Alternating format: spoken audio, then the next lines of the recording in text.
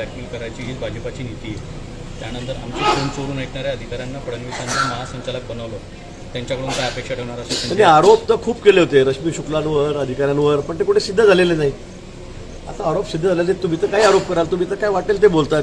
सकाळ झाली की तुमचं तोंडाला काही झाकणं नसतं किंवा काही हाडत नसतं जेवेला, त्यामुळे तुम्ही तोंडात येईल ते बोलताय की हाड नाही, ते काही बोलतात. ते मोदीजींवरही काही बोलतात, अमित भाईंवरही काही बोलतात. देवेंद्र फडणवीसांनी पण इशारा दिला आहे की ऑडिओ व्हिडिओ क्लिप आम्ही त्या पद्धतीनं व्हायरल करू त्या गुन्ह्यात. अरे मला असं वाटतं की अनिल देशमुख इथे झोपलेले होते का? आज त्यांना का जाग आली? आज त्यांना जाग का आली तुम्हाला कल्पना आहे का? मी 3 वर्ष 12 दिवसानंतर इथे निंभोऱ्याला 600 किलोमीटरला मुक्ताईनगर तालुक्यामध्ये दाखल करा म्हणून मला माहिती आहे त्यावेळेला अनिल देशमुखांनी किती प्रेशर, किती दडपण त्यावेळेच्या एसपीवर टाकलं. त्यांनी वेळोवेळी मला सांगितलं पण आहे मुंडेंनी की भाऊ मी काय करू. आणि म्हणून अनिल देशमुख अशा पद्धतीने देवेंद्रजीवर बेछूट आरोप करतायत. खरं म्हणजे मग त्यांना जर एवढं दडपण होतं आणि देवेंद्रजी बोलले होते आतापर्यंत का नाही सांगितलं त्यांनी?